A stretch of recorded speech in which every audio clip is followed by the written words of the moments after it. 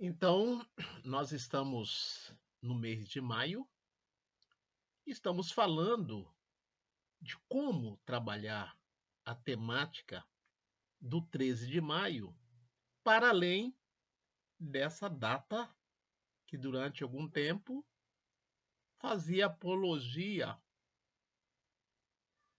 ao processo abolicionista que vingou o mais conservador dos projetos que existia então, e também acabava fazendo apologia à princesa Isabel como redentora. E nesse processo tirava o protagonismo da população negra, como se no processo de escravidão e de abolição não houvesse a participação efetiva da população negra. E nós estamos aqui mostrando, através de uma bibliografia, de uma farta documentação, a existência do protagonismo negro no processo abolicionista. Recentemente, eu tive a oportunidade de escrever um artigo juntamente com Vinícius Bossignori, que é um jovem pesquisador aqui da região do Médio Vale de Gaspar. Ele terminou a graduação dele em História, hoje é funcionário público municipal na Secretaria de Educação de Navegantes, cidade vizinha aqui, e está fazendo a sua pesquisa de mestrado com essa temática, a escravidão e pós-abolição no Médio Vale do Itajaí, região de Gaspar, Blumenau, Ilhota. Então nós escrevemos um artigo a quatro mãos e foi publicado agora recentemente, a semana passada, se não me engano, na revista de História do Estado de Goiás. O título: Desassossego na Casa Grande. O caso da fazenda Boa Vista do Pocinho, Santa Catarina, 1867. Então eu vou apresentar a vocês aqui esse artigo, porque nós publicamos numa revista que é restrita, vamos dizer assim, ao pessoal da história, dos historiadores, dos estudantes. E como esse canal tem como uma das finalidades ir além das quatro paredes da universidade, a gente traz a público essa publicação naquela perspectiva de tornar pública a história. A história é pública, a história tem uma função pública. Então nós vamos dividir essa apresentação em várias partes, porque ela é um pouco extensa, tem aproximadamente 25 laudas. E depois, se alguém tiver interesse em ter esse texto em mãos, nós disponibilizaremos também através do nosso e-mail, através do nosso WhatsApp. É só fazer contato conosco através desse canal. Então, na introdução, nós começamos discutindo a questão de duas categorias: senzala e casa grande. Na língua quimbunda, uma das mais faladas no nordeste de Angola e em Luanda, sanzala significa casa, aldeia, habitação. Alguns pesquisadores, como Lei Lopes, nos trazem essa informação. No processo da colonização, da escravização, essa palavra metamorfoseou-se. Não só mudou a escrita, mas também o seu significado. passou a ser sinônimo de alojamento de escravizados, como apontam alguns dicionários, inclusive de Ney Lopes. Então, antes, a palavra era escrita senzala. Nesse processo de escravização e de diáspora, ela se transformou em senzala. E Ney Lopes nos diz o seguinte sobre senzala: alojamento de escravos nos engenhos e fazendas brasileiras, constando geralmente de um conjunto de toscas habitações sem janelas, à noite trancada por fora para evitar fugas. As senzalas abrigavam os escravos por sexo, o que, entretanto, não exclui, em alguns casos, a existência de habitações familiares. Essas habitações eram comumente construídas e organizadas pelos próprios moradores, a moda africana, baixas, sem janelas e tendo em seu interior, entre pedras, um fogo permanente aceso. Nos casarões assobradados das grandes cidades brasileiras, as senzalas localizavam-se nas lojas no primeiro piso. Fecha aspas. Então, essa é a descrição de senzala feita por Ney Lopes. O jornalista francês Charles Riberoles, que se exilou no Brasil por volta de 1858, em virtude das perseguições de Napoleão III, descreveu o cotidiano de uma senzala, possivelmente na província do Rio de Janeiro, onde ele se estabeleceu até a morte, em 1860. Então, o que Charles Riberoles descreveu sobre as senzalas? Abre aspas. Os negros da fazenda, casados ou não, habitavam em compartimentos alinhados em filas ou por grupos, os quais à noite eram fechados pelo feitor. Dormiam debaixo de chave, como os presidiários. Essas casas construídas de barros, sem janela e coberta de palhas, chamavam-se senzalas. De ordinário, mal asseadas, infectadas, desprovidas de imobiliário. Desde o alvorecer, os escravos saem um a um e vão acocorar-se ou meter-se em linha no terreiro.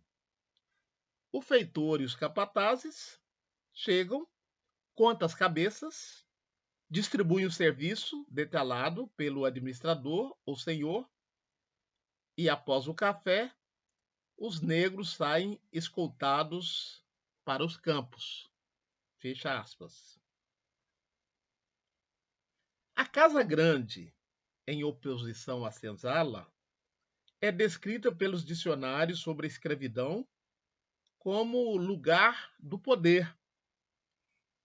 Segundo Cisínio, na região açucareira da Bahia, a Casa Grande era denominada também como sobrado. Na província do Rio de Janeiro, sobretudo, as de tipo menor eram conhecidas como vivendas ou casa de vivendas.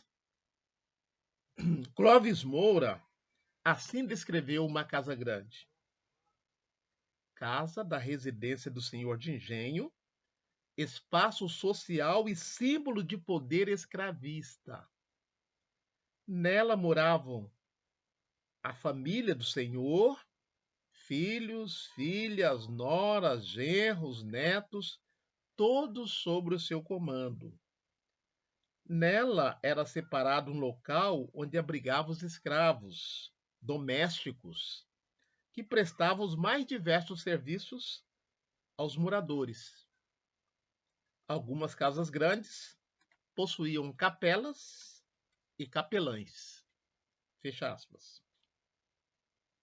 Embora a historiografia tenha consagrado a Casa Grande como antagonismo de Senzala, para os estudiosos militantes do movimento social negro, a oposição Casa Grande na diáspora não foi a Senzala, foi o Quilombo. Abdias do Nascimento, Flávio Gomes, são alguns pesquisadores que compartilham dessa premissa. A princípio, os quilombos foram formações sociais surgidas na região de Angola, também pelos povos falantes da língua banta. Segundo Adriano Pereira, que foi citado por Ney Lopes, o vocábulo quilombo, escrito com K, no século XV ao XVIII, tinha uma dupla conotação, uma toponímica e a outra ideológica. Eram também designados arraiais militares mais ou menos permanentes e também as feiras e mercados de Cassange, de Impungo, Indongo, da Matamba e do Congo. Então, Quilombo era uma espécie de residência nessa região da África centro-ocidental. Tal como a senzala, o vocábulo quilombo sofreu uma transformação a partir do escravismo colonial. Segundo carta, datada de 2 de dezembro de 1740, enviada pelo rei de Portugal ao Conselho Ultramarino, Quilombo era todo o núcleo reunido mais de 5 escravos fugidos, mesmo sem nenhum tipo de edificação. Portanto, um lugar de resistência em oposição ao poder da Casa Grande, que não poucas vezes viveu um desassossego devido ao temor que tinha dos quilombos, insurreições e levantes. Todos os locais onde houve o trabalho compulsório dos africanos escravizados e seus descendentes, existiu quilombo. Não por acaso, Clovis Moura grafou o vocábulo quilombagem para caracterizar esses movimentos na diáspora. Diz ele, quilombagem, movimento histórico e social que no Brasil teve início no século XVI. A quilombagem perdurou durante todo o tempo em que existiu a escravidão no Brasil e foi um elemento de desgaste permanente do sistema escravista. Fecha aspas. Então, nós queremos mostrar aqui que em todas as regiões onde existiu trabalho escravo, africano e seus descendentes, existiu resistência, existiu quilombo. E esses quilombos eram formados majoritariamente pela população negra.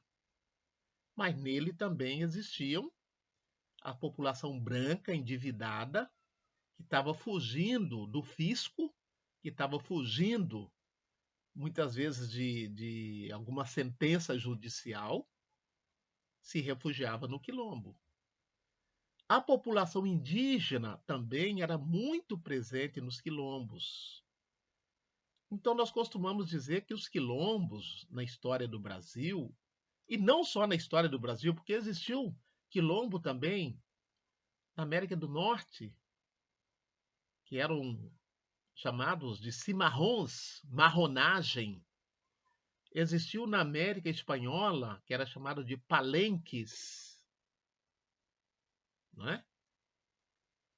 Então, onde existiu trabalho escravo, existiu resistência. Existiu forma de organização. Mas o que nos chama a atenção aqui, que, na perspectiva da metrópole, da coroa portuguesa, Quilombo era um local de negro fugido.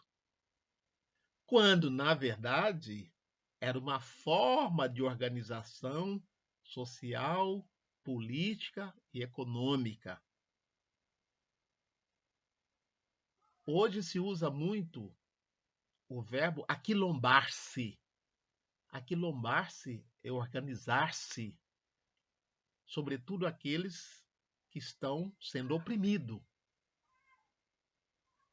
E outra coisa que nós chamamos a atenção é que não houve apenas o Quilombo de Palmares. O Quilombo de Palmares foi a maior expressão da quilombagem nas Américas. Mas houve quilombagem em todo o território nacional. Mas, Bento, em Santa Catarina, teve quilombo? Teve levante? Teve fuga de escravos?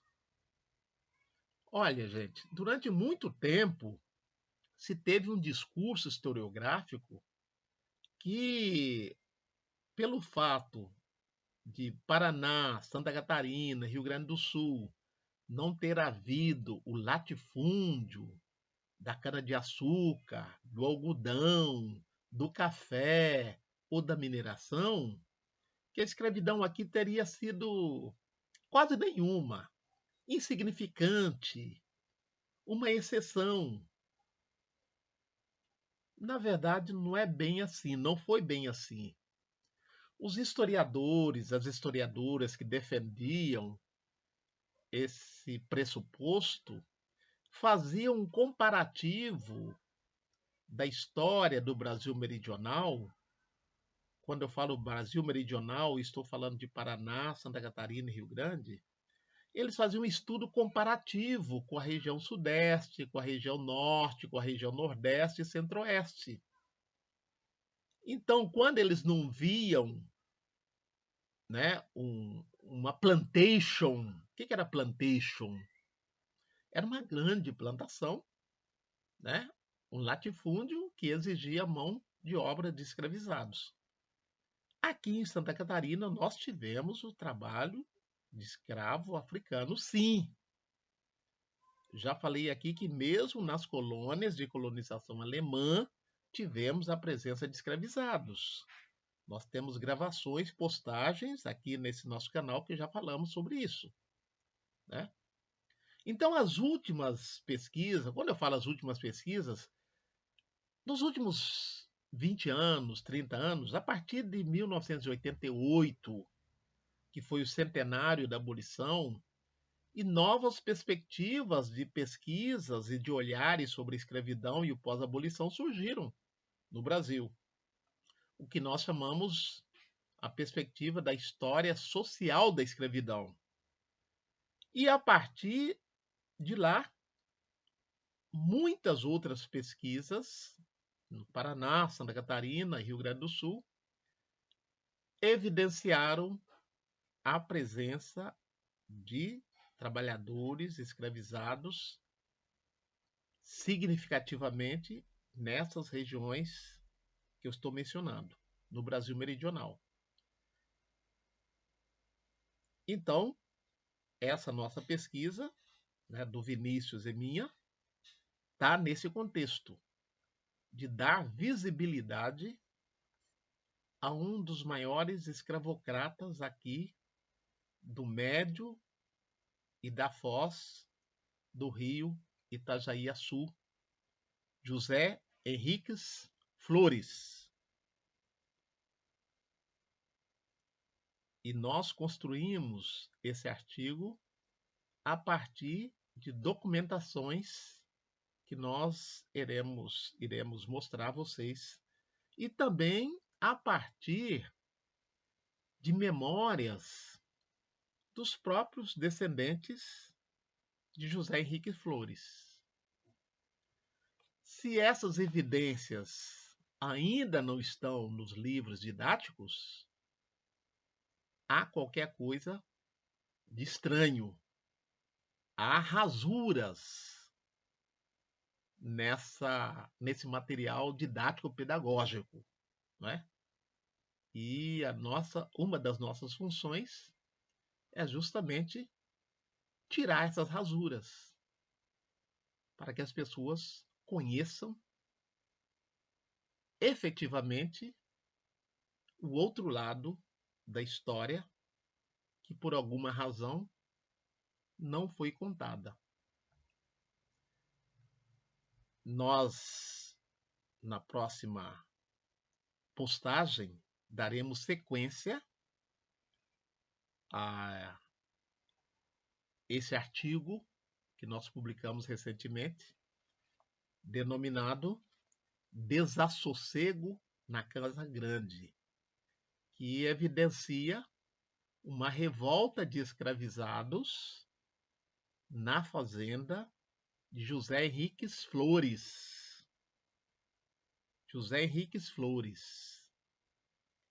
A filha de José Henriques Flores foi casada com Marcos Conder Sênior. Então, convido vocês a continuarem nos acompanhando e acompanhando esse registro histórico, ainda muito pouco conhecido. Axé e até mais.